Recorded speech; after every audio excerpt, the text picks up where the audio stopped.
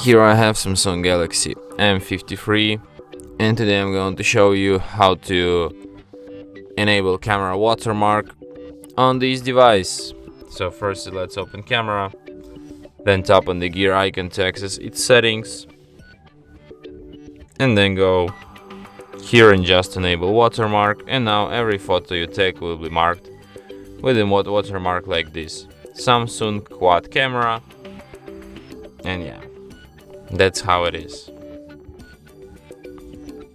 That's how you can enable camera watermark. And that's it. Thanks for watching. If you find this tutorial useful, don't forget to hit that like button and subscribe to our channel.